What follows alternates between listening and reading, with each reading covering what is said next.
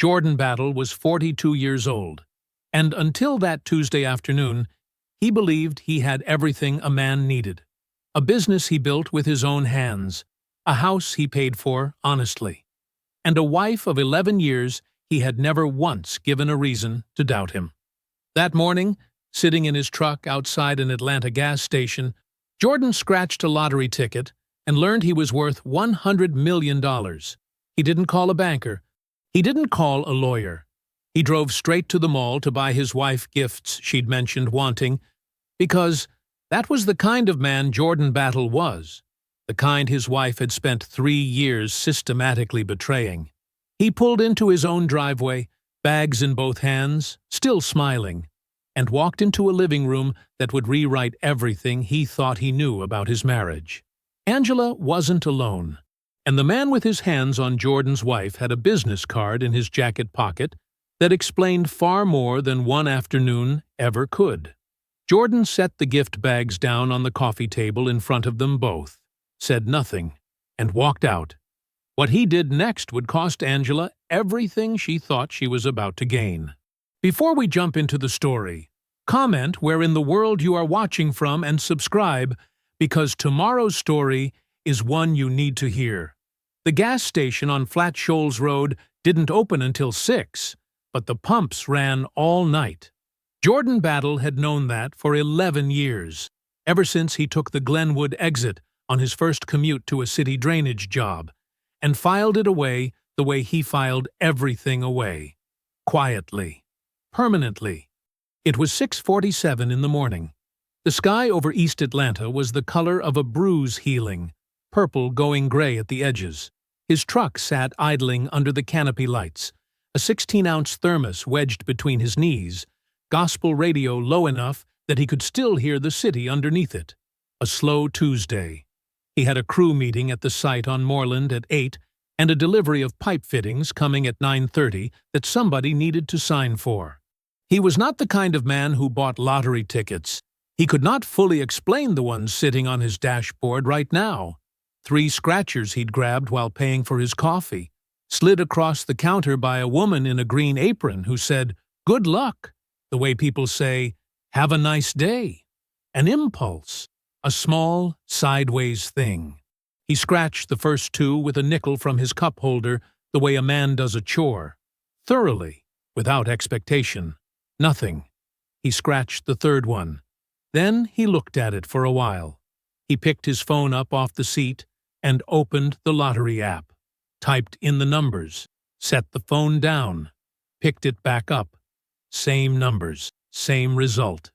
He put the truck in drive and pulled out onto Flat Shoals without fully deciding to. There was a quick trip 3 miles up near the freeway. He knew because he'd gotten gas there twice in October when his usual station was backed up. He filed things away. He always had. The Quick Trip had a ticket scanner on the counter by the door, a yellow machine with a small screen, and a red light that turned green when something registered. Jordan set the ticket face down on the glass tray and waited. The machine beeped once. The light went green. The screen said, "See Lottery Official." The woman behind the counter looked at the screen, looked at Jordan, looked back at the screen. Jordan thanked her and walked back to his truck. He sat behind the wheel and called the Georgia Lottery verification line from the parking lot. He listened to the automated system walk through its instructions. He entered the ticket's code using the keypad on his phone. He listened to the response. He set the phone face down on the passenger seat. Then he sat very still. 4 minutes, maybe a little more. The morning moved around him.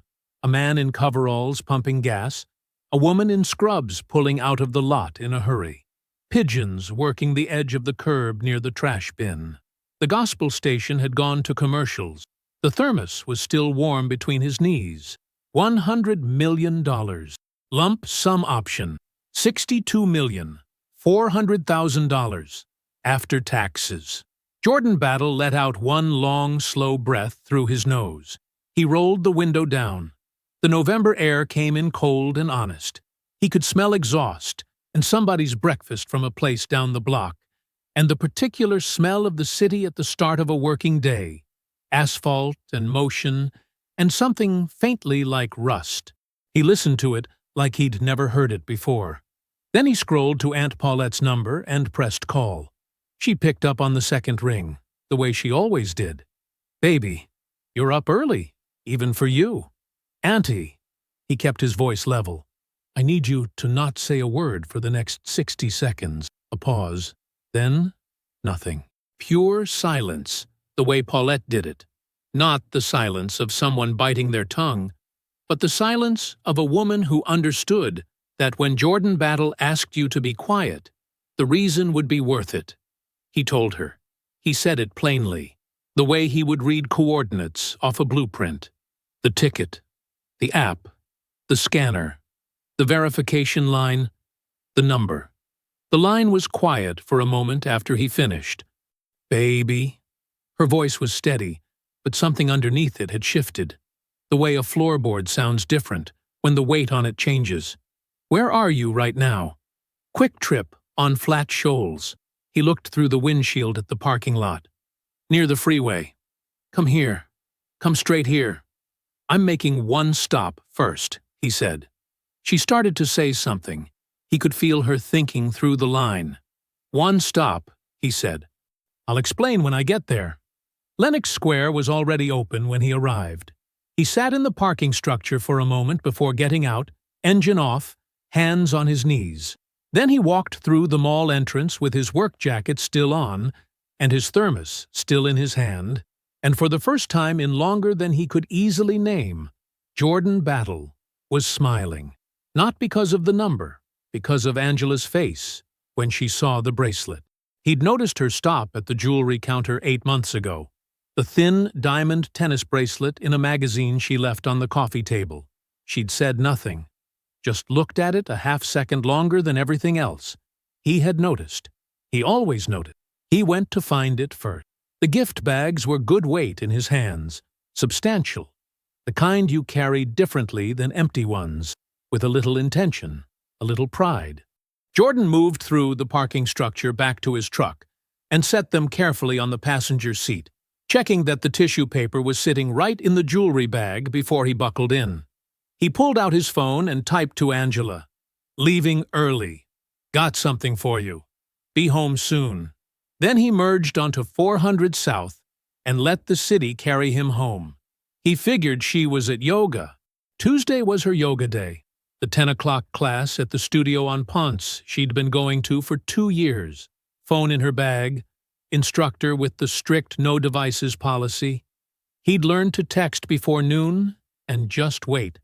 Angela moved through her mornings on her own schedule, always had, and he had long since stopped reading anything into her silences that wasn't there. The drive took 40 minutes. He spent most of it listening to the gospel station again, one hand on the wheel, the other resting on the door. The city looked different today. The same streets, the same overpasses, the same October-stripped trees along the connector, but lit differently. Like someone had adjusted something he hadn't known was dim.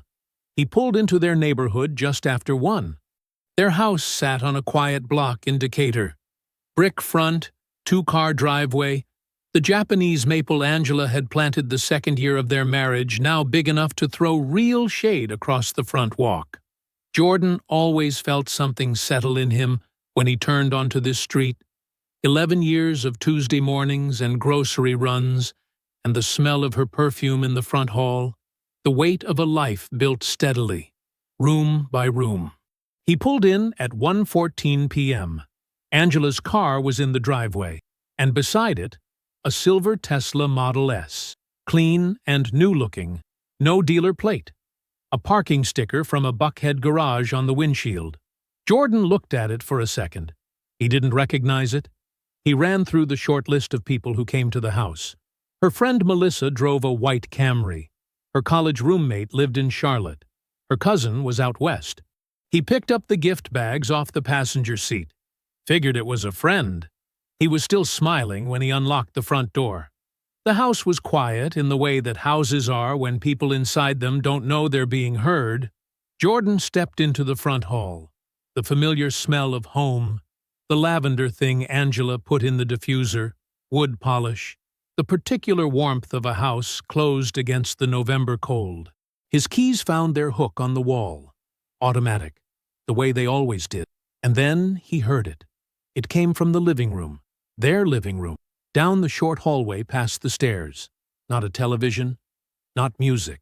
The soft, low register of physical closeness, a sound with its own particular grammar that the human ear does not misread. Jordan's hands went still.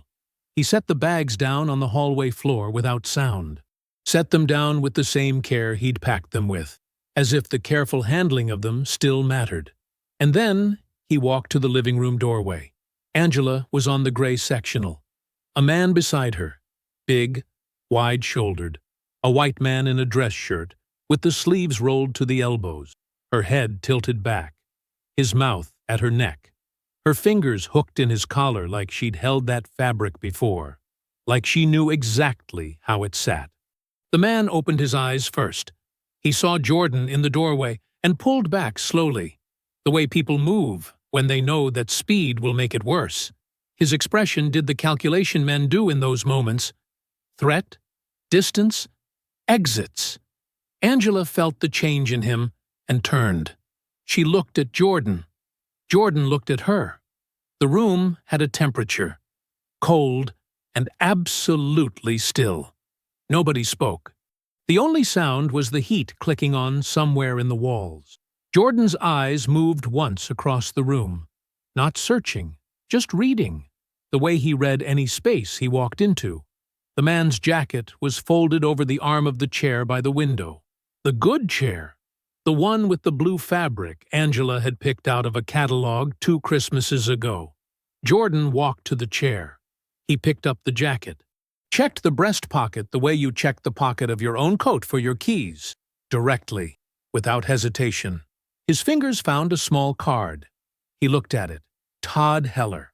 Heller Property Group. Not Tyler.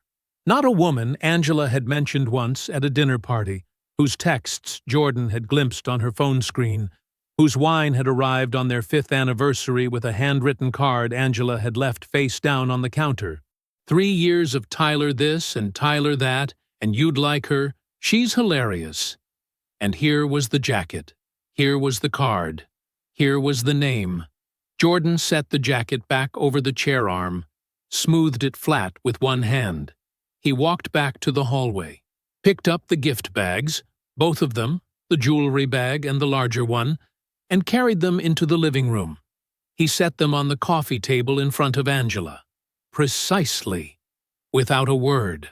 Then he turned and walked back down the hallway, out the front door, down the front steps, to his truck. He did not look back. Jordan took Flat Shoals to Candler and drove the speed limit the entire way. His hands were steady on the wheel. Both of them, 10 and 2, the way his father taught him in a church parking lot 29 years ago. The gospel station was still on. He didn't change it. He didn't turn it off. He just let the music fill the cab the way oxygen fills a room. Present, necessary, unacknowledged. 3 traffic lights. A train crossing on East College, where the CSX line cut through, and the arms came down and the bells started their flat, mechanical rhythm. He sat behind the crossing gate for 4 minutes, while freight cars rolled past with their rust and their graffiti, and their heavy, indifferent momentum. He watched each one pass, counted nothing, thought nothing he could have put into words. The train cleared. The arms lifted. He drove. Paulette's house was a yellow bungalow on a tree-lined street in Kirkwood. Small yard, iron fence, a front porch with 2 metal chairs, and a fern she'd kept alive for longer than Jordan's marriage. She'd lived there 22 years, raised 2 kids in it, buried a husband from it. The house had a gravity to it, the kind you feel in a place where someone has stayed long enough to wear grooves into the floors. Jordan parked at the curb, sat for a moment, then got out, walked up the 3 porch steps, and knocked once before opening the door the way he always had. Paulette was in the front room. She'd been waiting. He could see it in the way she was standing. Not sitting, not busy, just standing near the window with her reading glasses pushed up on her head and her arms at her sides. She looked at his face, the way a doctor looks at an X-ray. One read. Everything visible. She stepped aside. It lasted maybe 45 seconds. Jordan made it 3 steps past the threshold, and then his back hit the wall of her hallway, and something in his chest opened wrong, like a seam giving way in a structure that had been holding too much weight for too long. His hand came up and covered his face. His shoulders dropped. The sound that came out of him was not loud. It was low and broken and private, the kind of sound a man makes when he has been carrying something carefully for a long time and it has finally slipped. Paulette stood in the kitchen doorway 6 feet away. She did not move toward him. She did not speak. She did not touch him. She understood, the way only someone who had known him his whole life could understand, that what was happening needed to happen without interruption. That the worst thing she could do right now was try to make it smaller. It passed, the way weather passes, not because it was resolved, but because Jordan was who he was, and the part of him that built things and read blueprints and showed up on job sites at 6 in the morning every day for 15 years eventually reasserted itself the way a spine reasserts itself after a blow. He straightened, dropped his hand, took one breath, then another. Paulette turned into the kitchen. He heard the coffee pot. By the time she set the mug in front of him at her kitchen table, the heavy oak one with the scratch from when her grandson dragged a toy truck across it 4 Christmases ago, his face was still, not blank, not performing calm, just still. The way a man's face goes when he has decided what comes next will require everything he has, and he is not going to waste any of it on expression. She sat across from him, waited. He told her. He told it in order, because that was how his mind worked. The gas station, the ticket, the numbers he checked 3 times, the lump sum figure, 62.4 million after taxes, which he said the way you say a street address, flat and factual. The mall. The bracelet Angela had pointed at 8 months ago in a magazine she thought he hadn't noticed. The cashmere coat. The perfume. Then the driveway. The Tesla. The front door. The sound from the living room. He described what he saw without editorializing, without raising his voice, without slowing down or speeding up. The gray sectional. The man's sleeves rolled to his elbows. Angela's head tilted back, her fingers in the man's collar, the jacket on the blue chair. He reached into his pocket and set Todd Heller's business card on Paulette's kitchen table, slid it toward her with 2 fingers. Paulette picked it up. Read it. Set it down. Her face did not change. Not because she was hiding something, but because she was a woman who had spent 30 years in law offices learning the difference between reacting to information and using it. Her jaw tightened a fraction. That was all. 3 years, Jordan said. She's been calling him Tyler. Told me Tyler was a woman. A friend from her consulting days. I never met her. Never pushed it. He paused. Because I trusted my wife. The kitchen was quiet. The coffee pot ticked as it cooled on the counter. Outside, a dog barked twice and stopped. Paulette folded her hands on the table. Have you signed that ticket yet? Jordan looked at her. No. Where is it right now? Wallet. Inside pocket. She held his eyes for a moment. Then she stood, walked down the short hallway to the room she'd used as an office for 20 years, and came back carrying a yellow legal pad. The long kind, legal-sized, the same brand she'd used her entire career. She set it on the table in front of him and placed a pen beside it. Precisely. The way you place a tool beside the work it's meant for. Then nothing has happened yet, Paulette said. She sat back down. That ticket is unsigned.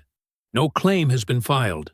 Nobody on this earth knows about it except you and me.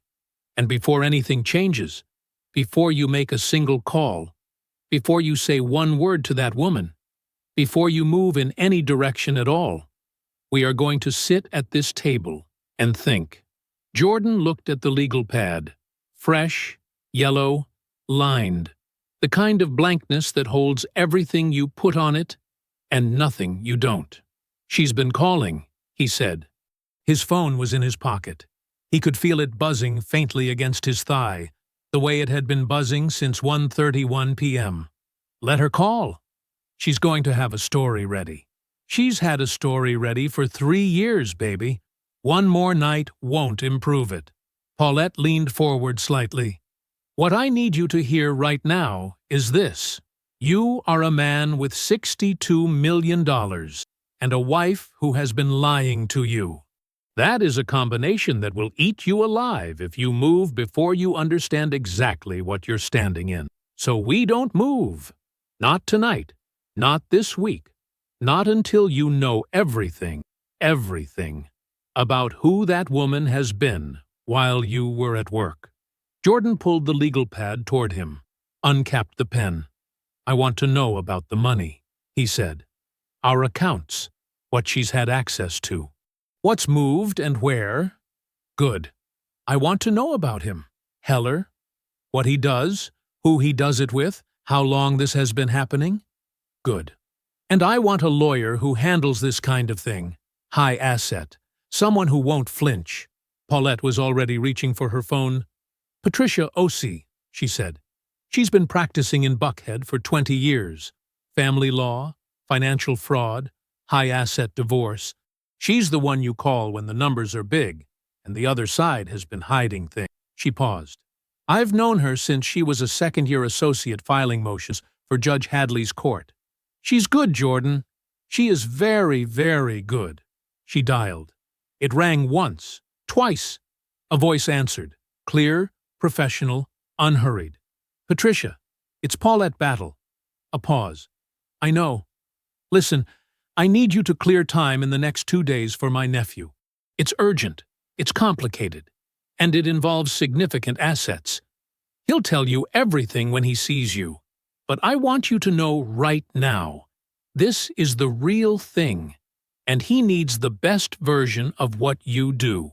Jordan couldn't hear the reply, but he watched Paulette's face, and whatever Patricia said made his aunt nod once, firm, satisfied. "Thursday morning, 9 o'clock. He'll be there." She hung up. Set the phone on the table. "Thursday," she said. "Until then, you go home. You sleep under your own roof. You don't explain anything, you don't answer anything, and you don't let her see a single thing on your face that she can use. Can you do that?" Jordan looked at the legal pad. He had already written 4 lines in his steady engineer's print. Clean, square letters that didn't lean or waver. 1. Do not sign the ticket. 2. Do not disclose the ticket.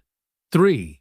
Forensic review. All accounts, all access, all movement. 4. Patricia Osei. Thursday, 9th a.m.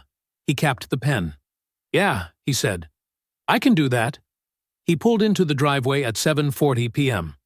The Tesla was gone.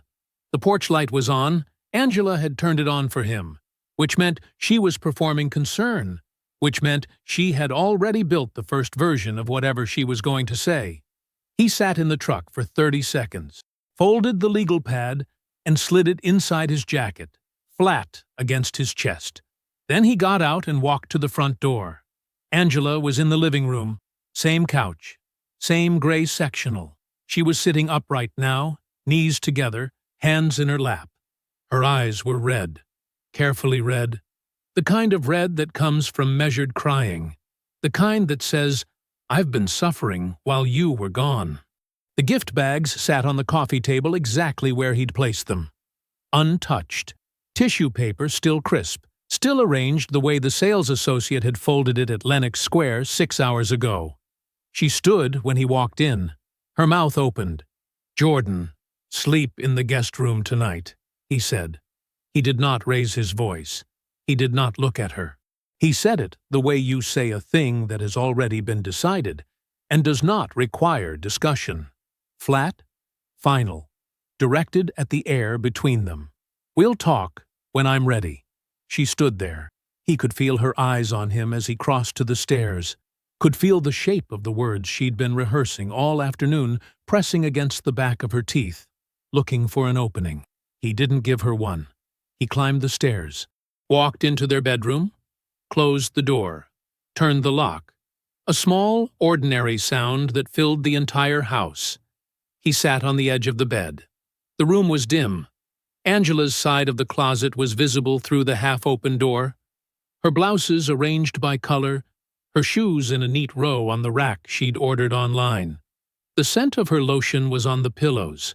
The whole room smelled like her. Like a life that had been something other than what he thought it was. Jordan reached inside his jacket and pulled out the legal pad, set it on his knee, uncapped the pen. Below the 4 lines he'd written at Paulette's table, he added a 5th. 5. Todd Heller. Heller Property Group. Find everything. And then a 6th. 6. Tyler. 3 years. How deep does it go? He stared at the page. The house was quiet beneath him. The particular quiet of a woman sitting alone downstairs, recalculating. Jordan turned to a fresh page, started writing. Patricia Osei's office was on the 14th floor of a glass building on Peachtree Road, in the part of Buckhead, where the parking decks had attendants and the lobbies had real art on the walls. Jordan rode the elevator up in his work clothes, clean Carhartt pants, a pressed collared shirt, steel toes he'd buffed that morning. He had not dressed to impress. He had dressed to be himself. The receptionist showed him to a conference room with a long mahogany table and floor-to-ceiling windows that looked out over the city. Atlanta sprawled below in the mid-morning haze, cranes and rooftops, and the thin green line of the highway interchange he'd helped spec 4 years ago. He knew this city the way men who build things know it, from the ground up, from the inside out. Patricia came in 3 minutes later. She was a compact woman, dark-skinned, with close-cropped natural hair, and reading glasses pushed up on her forehead like she'd just looked up from something important. She carried a legal pad of her own, yellow, same brand as Paulette's, which struck Jordan as the kind of coincidence that isn't one. She wore no jewelry except small gold studs and a watch that said she did not need to impress anyone either. She sat, set her pad down, did not extend pleasantries beyond the initial handshake. Paulette said, "Complicated and significant," she said. "Tell me the financial structure of your marriage first, before anything else." Jordan respected that immediately. He laid it out the way he laid out a project scope. Clean, sequential, without editorializing. 11-year marriage. Joint checking account. Joint savings. Their home in both names, purchased 9 years ago. Mortgage with 8 years remaining. Jordan's contracting firm organized as an LLC, with Angela listed as a signatory on the operating account, something he'd set up for household emergencies and never revisited. Angela's consulting business, which she'd run for the first 7 years of the marriage, had dissolved quietly 4 years ago. She had not worked since. Jordan was the sole earner. Angela held a household credit card under his account that he paid monthly without scrutiny because he had trusted her completely. Patricia wrote steadily, did not look up. Children? No. She wrote that too. Does she have any separate accounts you're aware of? Not that I know of. Patricia's pen paused for just a beat. Okay. She looked up. What else? Jordan reached into the inside pocket of his jacket. He drew out a folded document, the Lottery Commission's written verification, printed at Paulette's house the morning after the call, and slid it across the table to her. Patricia picked it up, read it once, all the way through. Her face did not move. She read it again, slower, her eyes tracking each line with the patience of someone who reads the fine print on everything and trusts nothing she hasn't read twice. She set it flat on the table, folded her hands over it. 4 seconds passed. When did you purchase the ticket? Tuesday morning, before I went home. Before any separation, before any filing. Yes, and you have not signed it. No. Patricia nodded. One slow, deliberate nod, like a piece of structure clicking into alignment. In Georgia, she said, assets acquired during marriage are generally considered marital property. That would normally give your wife a claim. She tapped the edge of the document with one finger. But Georgia law also allows lottery winnings to be claimed through a properly structured revocable trust. If that trust is established, and the claim is filed before any divorce proceeding or legal separation is entered into the record, and if the trust is structured correctly, the winnings are protected from division in dissolution proceedings. She paused. Which means your wife receives nothing from this ticket. Not a dollar. Provided we move before she knows it exists. The room was very quiet. How fast can you move? Jordan asked. Faster than she can, Patricia said simply. I'll have the trust documents drafted by tomorrow evening. You'll review, sign, and we file the lottery claim under the trust name by end of week. Your CPA will need to serve as co-trustee, someone you trust with your life. Darius Wade, Jordan said without hesitation. He's handled my taxes for 12 years. He's the best I know. Good, because I also need him for something else. Patricia opened her legal pad to a fresh page and wrote Darius's name at the top. Before I file a single divorce document, before I send anything to your wife's attorney, I want a complete forensic audit of every joint account, every credit card statement, and every transaction connected to your business operating account going back 5 years. She looked up. If your wife had signatory access to that account for 11 years and you never scrutinized it, I want to know exactly what that access was used for. Every dollar, every transfer, every irregularity, all of it documented and bulletproof before we move. Jordan met her eyes. You think she's been taking money? I think the picture you've described, a woman with access, no income, and a 3-year secret she maintained without difficulty, suggests a person who has been managing things carefully for a long time.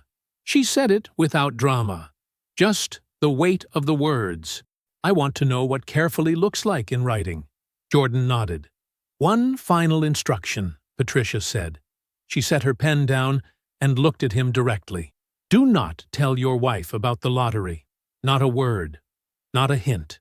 Don't let anything change in your behavior that would signal to her that the financial landscape has shifted. She held his gaze.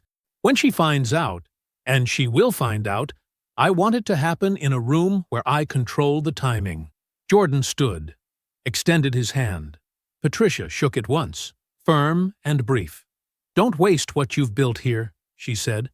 Patience got you this far. He called Darius from the parking deck, standing beside his truck with the city noise rising around him. Horns, a distant siren, the mechanical groan of a delivery truck somewhere below. Darius picked up on the second ring. What's up? I need you to come to Paulette's house tonight, Jordan said. After 6. A pause. Everything okay? No, Jordan said. But it will be. I need your best work, Darius. I need you to bring everything you know how to do. Another pause, shorter this time. Darius had known Jordan since they were 19 years old, sharing a dorm room the size of a coat closet.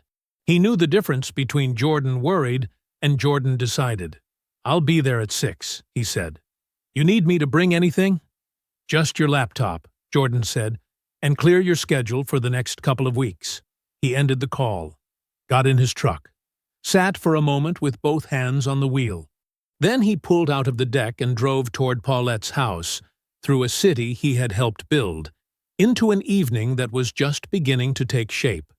Darius Wade arrived at Paulette's house at 6 on the dot, laptop bag over one shoulder, a manila folder tucked under his arm. He was a trim man, neatly dressed even for a Tuesday evening.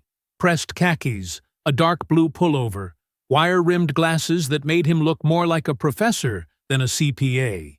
He shook Paulette's hand at the door and followed her to the kitchen without needing to be shown the way. He'd been to this house enough times over the years that he knew which drawer held the extra pens. Jordan was already at the table. Darius set his bag down, pulled out a chair, and sat across from him. He looked at Jordan's face for a moment, the way men who've known each other a long time look at each other, reading what isn't being said. "Talk to me," he said. Jordan talked. He laid it out in order. The ticket, the mall, the silver Tesla in the driveway, the sound from the living room, the business card in the jacket pocket. Todd Heller. 3 years of a friend named Tyler, who was never a woman. He told it flat and clean, the way he told everything. No performance, just the structure of what happened. Darius didn't interrupt. He sat with his hands folded on the table and listened, and the only thing that moved was the muscle at the edge of his jaw. Then Jordan told him about Patricia, the trust, the strategy, what needed to happen before any document got filed, or any move got made. When Jordan finished, the kitchen was quiet, except for the low tick of Paulette's wall clock. Darius uncapped a pen. "Give me access to everything," he said. "Joint accounts, the business operating account, every card statement you have, 5 years back. You'll have it all by morning," Jordan said. Darius nodded, opened his laptop.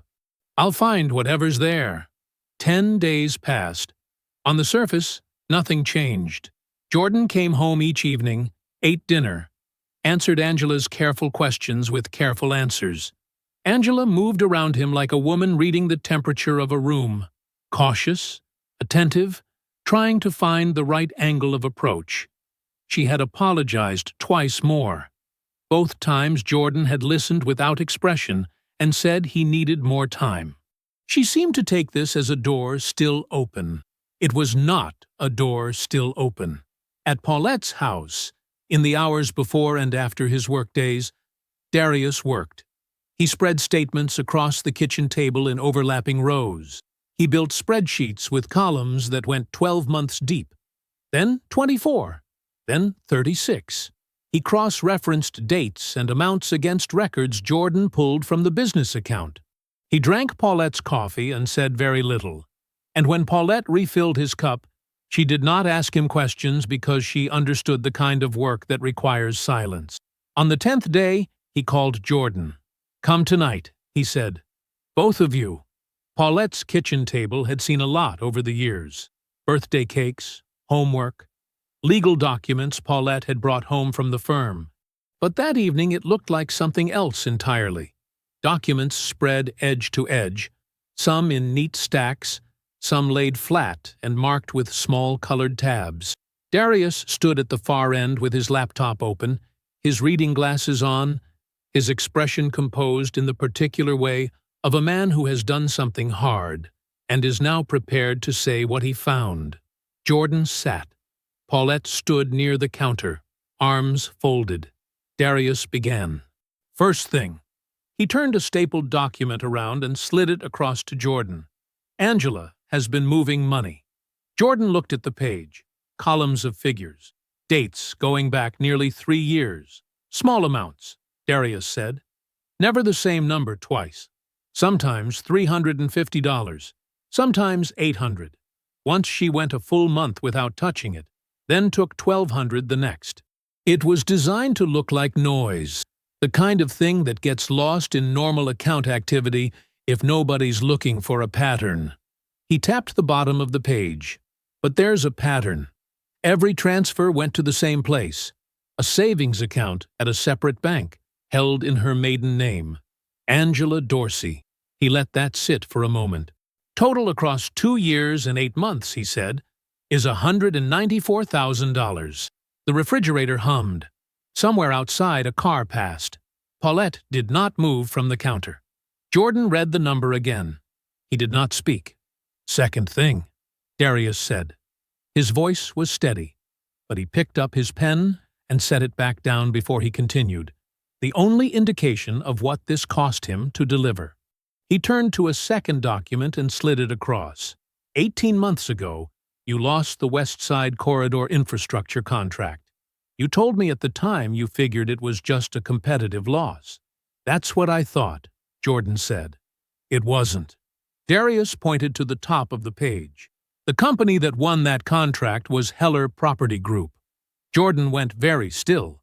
6 weeks before the contract decision was announced, Darius said, someone sent an email to Todd Heller's procurement director. The email contained a document. He paused. "It was your bid pricing, Jordan. Your numbers, your internal cost breakdown. The exact figures you submitted, formatted the way your firm formats internal documents." He turned the page around so Jordan could see the email summary, the sender's address, the recipient, the timestamp, the attachment name. The email came from Angela's personal account. Nobody spoke. "She didn't just give him the contract," Darius said quietly. "She handed him your price sheet and let him build a lower number around it. That contract was worth $340,000. Jordan's hands moved to the table and went flat against the surface. His fingers were spread wide and completely still, like a man steadying himself against something that was trying to move beneath him. The kitchen was absolutely silent. Paulette looked at the wall. Her jaw was tight. Darius waited. He had known Jordan for 20 years, and he knew better than to fill this silence with anything. Finally, Jordan said, without looking up, "Is every number in this report bulletproof?" "Every one," Darius said. Jordan looked at the documents for one more moment. Then he closed the folder, slowly, with both hands. "Send everything to Patricia," he said. He stood, pushed his chair back, walked through the back door into the dark of Paulette's yard, and stood there alone with his hands at his sides and the night pressing in from every direction. Angela showed up at 8:15 in the morning. Paulette heard the knock and already knew who it was before she opened the door. She had been expecting it. Not today specifically, but soon. Because a woman like Angela did not sit still when a situation was slipping. She calculated. She adjusted. She moved. Paulette opened the door without a word. Angela stood on the porch, in a cream-colored wrap top and dark jeans, her hair down. No heavy jewelry. She had dressed carefully. Not too polished, not disheveled, just right for the role she had come to play. Her eyes were red at the rims, which may or may not have required effort. "I know I'm not who you want to see," Angela said, "but I need to talk to Jordan." "Please." Paulette looked at her for a moment. Then she stepped aside. Jordan was at the kitchen table with a cup of coffee and the legal pad. He heard Angela's heels on the hardwood before she appeared in the doorway. He closed the pad, set his pen down, looked at her. She sat across from him without being invited, clasped her hands on the table. She began with the apology, the real one, she called it. Not the versions she'd offered in the house, which she admitted had been defensive, incomplete, delivered wrong. This one was different. She took full responsibility, no qualifications. She said the word affair out loud, which clearly cost her something. Then came the explanation. Not an excuse, she said, and said it twice, as if the repetition could make it true. She talked about loneliness, about the years she had spent feeling like Jordan was present, but somewhere else, his mind always on the next contract, the next bid, the next problem at the yard. She described a woman who had quietly starved for connection until something came along that felt like warmth. Todd was nothing, she said, a mistake, a person who had filled a silence that should never have existed in a marriage like theirs. She wasn't proud of it. She was ashamed of it, but she needed Jordan to know that it was never about not loving him. Paulette stood in the kitchen doorway with her arms folded and her face neutral. She had the expression of a woman listening to testimony she has already cross-referenced against the actual record. Angela reached across the table and placed her hand over Jordan's. Jordan let her. He sat with her hand on his and listened to her finish. When she was done, the kitchen held a brief and careful quiet. "I hear you," Jordan said. "I'm not ready yet." Angela's eyes filled. She nodded, squeezed his hand once, and then let it go. Slowly, The way you let go of something you're hoping will be returned to you. She thanked Paulette on her way out. Paulette nodded once, closed the door behind her. From Angela's perspective, the morning had gone well. She replayed it in her car before starting the engine. His face, his stillness, the fact that he had let her take his hand. He was hurt. He was processing. But he had not closed the door, and that was something she could work with. That was a margin. She had a 1 o'clock appointment in Midtown. The attorney's office was on the 14th floor of a building, with a fountain in the lobby and thick carpet in the hallways. Angela sat in a leather chair across from a woman named Kendra Mills, who had 20 years of family law on her wall and the kind of measured professional warmth that cost $400 an hour. Angela presented herself accurately in the ways that counted. 11 years of marriage. No current income. Her consulting practice had dissolved 4 years ago. Primary household manager throughout the marriage. Jordan's business had grown during their marriage, much of it during years when Angela had provided the social infrastructure his professional relationships ran on. Kendra listened and made notes. The picture Kendra painted back was the one Angela had hoped for. Long-term marriage, sacrificed career trajectory, a strong claim to half of all marital assets. Alimony was likely, given the income disparity. The home alone carried equity worth arguing for.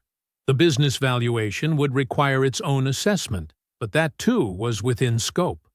Angela drove home, doing arithmetic. The house, half the business, monthly support while she rebuilt. She had the shape of a number in her head by the time she pulled into her sister's driveway, and it was a number she could live on while she figured out what came next. She called Todd at 6. He answered on the third ring, which meant he was managing her. She knew what that sounded like now. She told him the attorney meeting had gone well, gave him the broad strokes without specifics. He made the right sounds. Then she mentioned, the way you mention something minor that is actually not minor, that she had already gotten ahead of certain things months ago. The ring, for instance, Jordan's mother's ring, the one he kept in the locked box in his home office. She had gotten it appraised in Decatur back in February. A jeweler on Church Street. $14,500. Just knowing what's there, she said. I wanted to know what I was working with. Todd said that was smart. He did not ask how she'd gotten into the locked box. Back at Paulette's house, after Angela's car had left the block, Jordan looked at his aunt. She still thinks I don't know about the money, he said. Paulette looked back at him evenly. She thinks a lot of things. Jordan picked up his phone, pulled up Patricia's number. It's time, he said, when she answered. Move to the next phase. Patricia filed the paperwork on a Thursday morning. The Jordan Battle Family Trust. Darius Wade listed as co-trustee. $62.4 million, claimed correctly, documented precisely, and structured in a way that placed every dollar of it beyond the reach of any marital claim Angela Battle could make or imagine making. Patricia's paralegal hand-delivered the filing to the Fulton County Courthouse at 9:47 a.m. Patricia herself was at her desk by 10, reviewing the divorce hearing date she had already selected, 3 weeks out. Not sooner. Sooner would look reactive.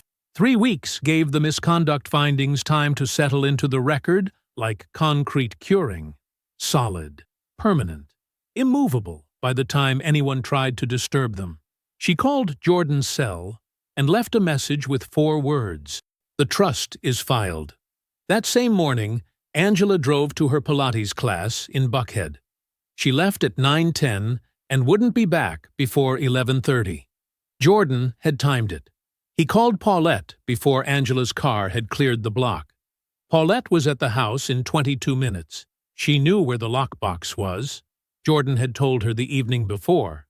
Matter of fact, the way he described everything now. Top shelf of the office closet. Behind the blue binder with the company insurance documents. Small, black, combination lock. She retrieved it without going through anything else. set it on Jordan's passenger seat like it was something fragile. They opened it at Paulette's kitchen table. Jordan worked the combination with steady hands. The lid came up. He looked inside. The ring was gone. In its place, sitting flat at the bottom of the box like it belonged there, was a folded slip of paper. Jordan picked it up and opened it. A jeweler's receipt. Church Street Jewelers, Decatur, Georgia. Dated February 14th. Item described as 1 vintage solitaire diamond ring, platinum setting, estimated resale value $14,500. Jordan read it once, read it again. He had given his mother that ring when she was sick. She had pressed it back into his hand 3 days before she died, and told him it was for someone worthy of it. He had kept it in that box for 6 years. He had not told Angela the combination. He stood at Paulette's kitchen table and held the receipt in both hands and did not say anything for a long moment. Paulette did not say anything either. Then Jordan folded the receipt along its original crease, set it on top of the documents in his folder, and closed the folder. "Add it to Patricia's file," he said. His voice was level. His hands were level. He sat back down and picked up his coffee like a man finishing a thought. Patricia notified Angela's attorney at 2 o'clock that afternoon. The letter was formal and precise, a document that did not editorialize, did not threaten, and did not need to. It listed the forensic findings by category, the unauthorized transfers, 2 years and 8 months of irregular withdrawals from joint accounts, and Jordan's business operating account, totaling $194,000, routed into a savings account held in Angela Dorsey's maiden name at a separate institution. The bid interference, documentary evidence that Angela had transmitted Jordan's proprietary contract pricing to Todd Heller's procurement contact 6 weeks before the contract decision, resulting in a loss to Jordan's firm of $340,000. Supporting documentation attached. Effective immediately, Patricia requested a legal freeze on all joint accounts pending the hearing. The freeze was granted within the hour. Angela's attorney called her at 4:15. Angela was on her second glass of wine at her sister's kitchen island when her phone rang. She saw the number and answered with the comfortable expectation of a woman who believed the legal machinery was still running in her favor. It ran for about 45 seconds. Her attorney spoke carefully, the way attorneys speak when the news is not what the client was prepared to receive. She explained the forensic findings. She explained the freeze. She explained what documented financial misconduct did to the foundation of Angela's settlement position, the alimony claim, the asset division, the clean narrative of a sacrificed career homemaker wife that they had been preparing to present. Angela pushed back. Her voice sharpened. There was still the hearing, she said. 11 years of marriage, the house, Jordan's business growth. None of that disappeared because of accounting discrepancy. Her attorney chose her next words carefully. She said they would address everything at the hearing. She said Angela should not panic. She said there were still arguments to be made. What she did not say, because there was no version of saying it gently, was that the ground Angela had been standing on no longer existed in the shape she thought it did. Angela hung up and sat very still at her sister's kitchen island. Jordan called Marcus Dorsey at 7 that evening. Angela's brother, 44 years old, worked in logistics, lived in Stone Mountain, a man Jordan had always respected for his directness and respected more now. Marcus picked up on the second ring. Jordan did not ease into it. He told him plainly, the money taken over nearly 3 years, the amounts, the account in Angela's maiden name. He told him about the bid, about Todd Heller, about the email from Angela's account with Jordan's own pricing in the body of it. He told him about the ring. Marcus listened without a word through all of it. When Jordan finished, the line held a silence that lasted several seconds. "I appreciate you calling me," Marcus said. "Nothing more." Jordan had not expected more. "Take care of yourself," Jordan said, and ended the call. The night before the hearing, Jordan sat alone on Paulette's back porch. The Atlanta air had the cool, damp weight of late evening. The yard was dark beyond the porch light. A dog barked somewhere down the block, and then went quiet. Jordan was not rehearsing. There was nothing left to rehearse. Every number was in the file. Every document was in Patricia's hands. Every move had been made or set in motion by someone he trusted completely to see it through. He was not anxious. He was simply sitting in the particular stillness of a man who has done everything that can be done, and is now waiting for the only thing remaining. The moment a woman who believed she had accounted for every variable discovers the one she missed entirely. He finished his coffee, went inside, closed the door, and slept without difficulty for the first time in weeks. The Fulton County Courthouse smelled like paper and cold air. The fluorescent lights above courtroom 4B hummed at a frequency that lived just below hearing. The carpet was the color of old moss. The wood paneling on the walls had been refinished so many times it had stopped looking like wood. Everything in the room had the particular, worn-down quality of a place where people came to settle things that could not be settled any other way. Angela arrived first. She wore a deep navy dress, structured, understated, chosen for the specific impression it made. Professional, composed, a woman of consequence who had been wronged by circumstance rather than her own choices. Her attorney walked beside her, a compact woman named Sandra Fitch, who carried her briefcase the way experienced litigators carry them, without weight, like an extension of the arm. Angela sat at her table and arranged herself carefully, back straight, hands folded, eyes forward. She did not look at the door when Jordan entered. Jordan walked in with Patricia beside him and sat at his table. He set nothing on the surface in front of him. He folded his hands. He did not look at Angela either. Sandra Fitch opened for Angela's side with the composure of someone presenting a case she considered solid. 11 years of marriage. Angela's consulting business dissolved when she redirected her professional energy toward the household and her husband's career. The years of domestic management, the schedules, the social architecture, the maintenance of a home and a life while Jordan built his firm. Jordan's business growth during those years. The standard arithmetic of a long-term marriage dissolution. It was a competent presentation. It was built on a picture that was missing most of its pieces. Patricia let it finish. She did not interrupt. She made no visible reaction. She simply waited with the patience of someone who had already arranged everything in the correct order and was in no hurry. When the judge nodded to her, Patricia stood. She began with the money. She walked through Darius's forensic audit the way Jordan might walk through a blueprint, methodically, without decoration. The unauthorized transfers. 2 years and 8 months. Small amounts, irregular intervals, structured deliberately to avoid recognition.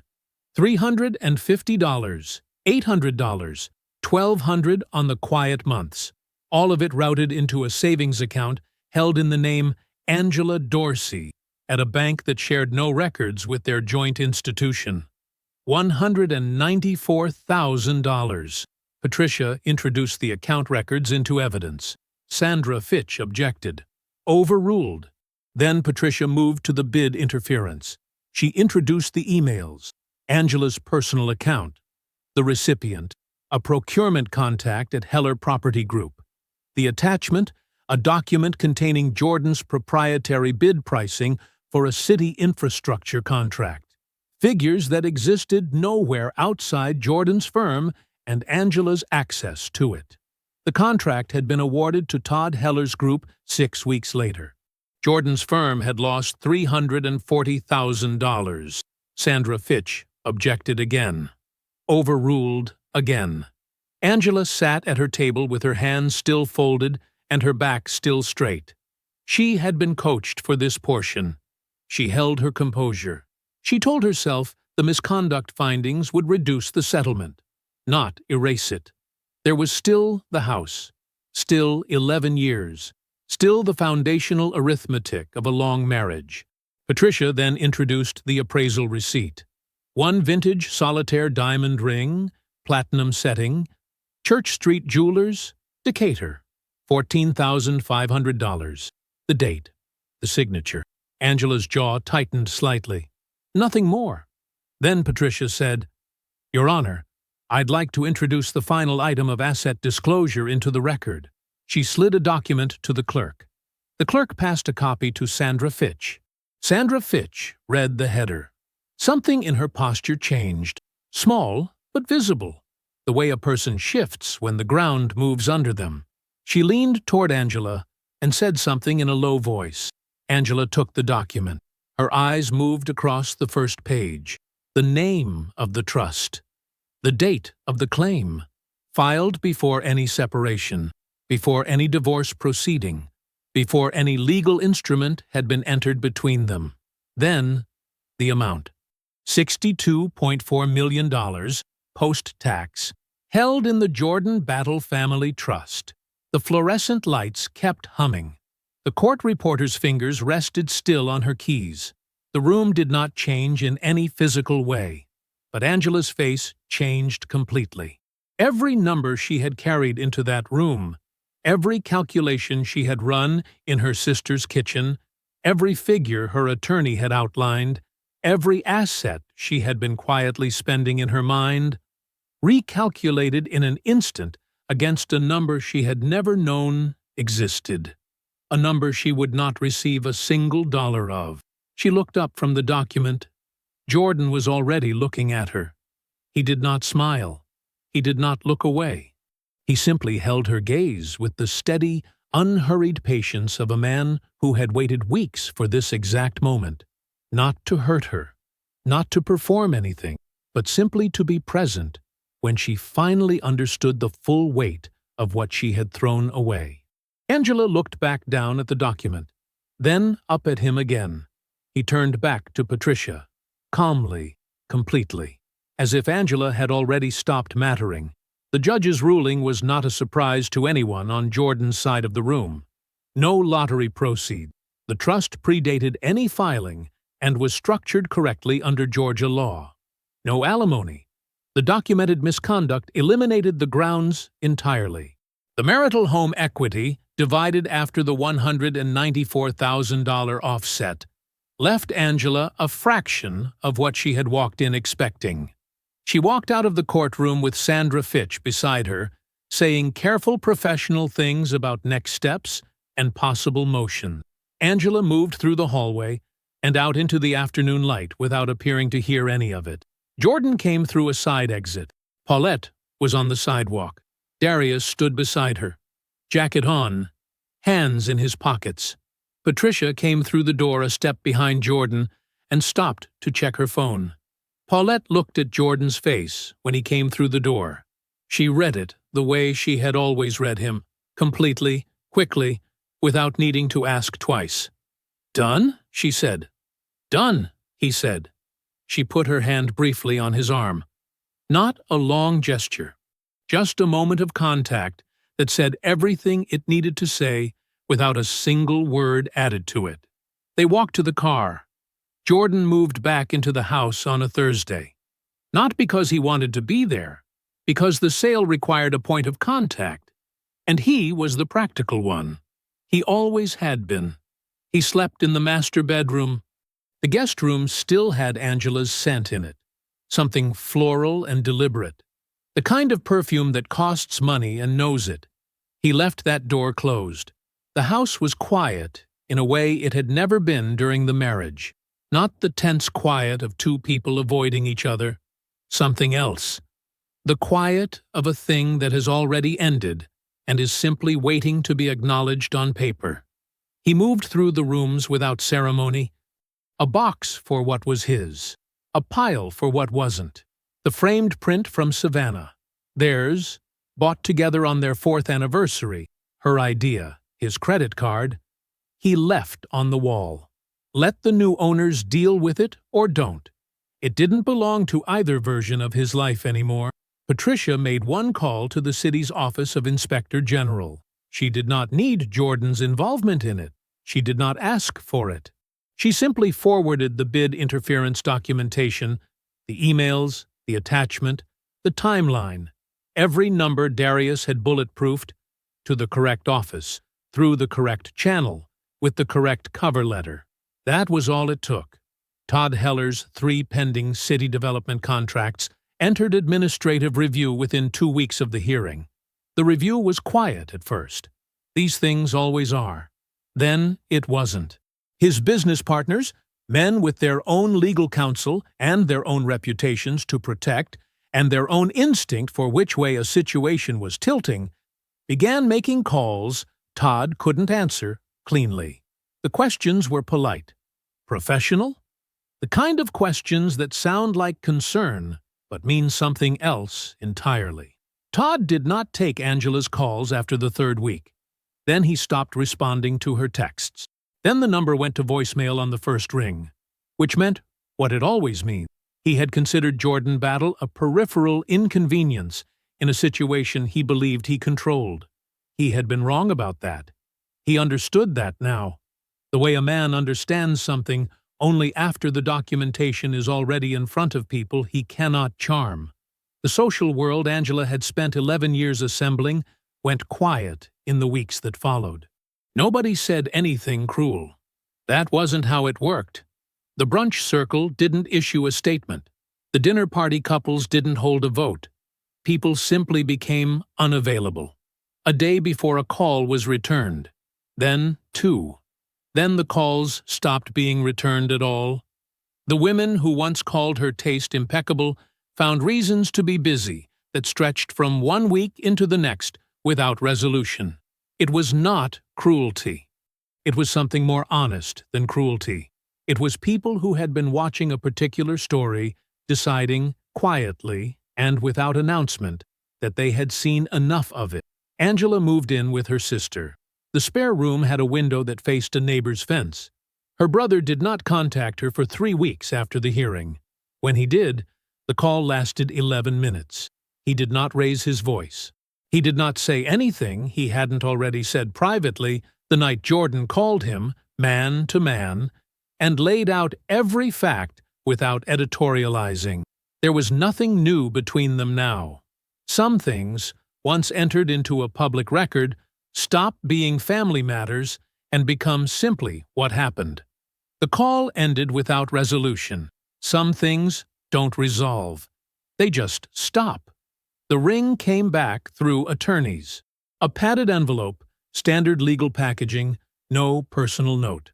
Jordan received it on a Tuesday and brought it directly to Paulette's house that evening without opening it there. He sat down at her kitchen table. She put coffee in front of him and sat across from him the way she always did. Present, quiet, not filling the space with anything unnecessary. He opened the envelope, unrolled the bubble wrap. The ring sat in his palm the way small things sit when they carry more weight than their size explains. Platinum setting, vintage solitaire. His mother had worn it for 31 years. He held it for a moment, set it carefully in the small velvet dish on Paulette's counter, the one she'd put there weeks ago when they first knew the ring would be coming back. Paulette watched him from the table. "You all right?" she said. He turned the question over the way he always did, honestly, without performing an answer. "Getting there," he said. She nodded. That was enough. The final sale documents were ready on a Friday morning. Jordan sat at the title company's table and signed where the tabs indicated. His handwriting was steady, the same as it always was. He initialed the last page, capped his pen, and slid the folder back across the table. He shook the agent's hand, picked up his copy, walked outside. His truck was parked at the curb. He got in, set the folder on the passenger seat. He did not look back at the house. The address of his new place was already loaded in the GPS. He put the truck in drive. He drove. 6 months later, the oaks were dropping shade all the way to the back fence. Jordan had noticed that about the property the first time he walked it. The way those trees worked in the afternoon. How the shadow moved across the yard in a slow, steady line as the day turned. He had stood on the back porch during the showing and watched it for a full minute before the agent said anything else. That was when he knew. The house was craftsman style. Wide front porch, good bones, deep eaves that kept the rain off the windows the way older houses understood how to do. He had furnished it one room at a time, deliberately, keeping nothing he didn't choose, and replacing nothing before he was ready. The bedroom first, then the kitchen, the living room last, a leather chair by the window, a low bookshelf, a small wooden table he found at an estate sale in Decatur that needed refinishing, and got it. On the mantel above the fireplace, in the small velvet dish he'd brought from Paulette's counter, sat his mother's ring, not in a box, not in a drawer, on the mantel, where it could be seen. Darius came over on a Saturday afternoon, the way he had started doing most Saturdays. No agenda, no occasion, just the particular rhythm of a friendship, old enough that it didn't need justification. They took their drinks to the back porch. The yard was quiet. A mockingbird was doing its thing somewhere in the oaks, cycling through sounds that didn't belong to it and making them its own anyway. They sat for a while without talking. Jordan had his forearms resting on the arms of the Adirondack chair, his drink on the flat wooden rail beside him. Darius leaned back with his legs stretched out, looking at the yard the way a man looks at something that doesn't require anything from him. After a while, Darius said it the way he said everything, directly. No runway. "How are you?" he said. "Not the business. You." Jordan looked out at the tree line. The question sat there between them, and he gave it the honest consideration it deserved, rather than reaching for the first answer that came. "I feel like a man who found out his house had a bad foundation," he said, "and had enough sense to tear it down and build something that would actually hold." Darius was quiet for a moment. Then he nodded, once, and looked back at the yard. That was the thing about Darius. He knew when a man had said the complete thing, and when he hadn't. He didn't add to it. He didn't offer a parallel story or a piece of advice that nobody asked for. He just received what was there and let it be sufficient. They sat like that for another hour. The mockingbird moved on. The shade from the oaks stretched a little longer across the grass. Paulette arrived at 4:30 with a covered dish nobody requested and opinions about the hallway paint that nobody had solicited and that everyone was going to hear regardless. "That color is too gray," she announced, setting the dish on the kitchen counter and not breaking stride. "It reads gray in the morning, and then it reads beige in the afternoon, and it needs to make a decision." "I like it," Jordan said. "You picked it in February," she said. "Your judgment was compromised." Darius, from the back porch, made a sound that was not quite a laugh, but in the same neighborhood. Paulette moved through the house the way she always did. Critical eye, steady pace, noting things that needed addressing and things that had been addressed correctly and warranted no comment. She paused in doorways. She tested the kitchen cabinet hinges. She looked at the crown molding in the dining room for a long moment before deciding it had been done right. She stopped in the living room, stood in front of the mantel, looked at the ring sitting in its velvet dish in the late afternoon light. She stood there without speaking for a long moment. "She'd have liked this house," Paulette said. Jordan was in the doorway. He looked at the mantel, at the ring, at the way the light came through the front window and landed on the dish. "Yeah," he said. "I think she would have, too." Paulette didn't say anything else. She turned back toward the kitchen, back to the business of food and opinions, and the steady practical love that was simply how she moved through the world. They ate on the back porch, as the light started to change. After a while, Darius stood, said he had a drive ahead of him, and clapped Jordan once on the shoulder on his way out. Solid, brief, the handshake of two men who have done something hard together and come out the other side still standing. Paulette left an hour later, with instructions about the paint and a container of leftovers she placed in the refrigerator without asking. "Call me tomorrow," she said at the door. "I will," he said. She looked at him the way she had been looking at him since he was a boy, like she was checking the load-bearing points, making sure what was holding was actually holding. Whatever she saw, it satisfied her. She nodded and walked to her car. Jordan stood in the doorway until her taillights turned at the end of the street. Then he went back inside, through the kitchen, and out to the porch. The Atlanta evening came in slowly, the way it does in late spring. No rush, no announcement. The sky went orange at the tree line first, then something deeper above it, a blue that had some weight to it, then darker, and then darker still, until the yard was just shapes, and the oaks were a black line against what was left of the light. Jordan sat with his hands loose in his lap, and no particular thought running.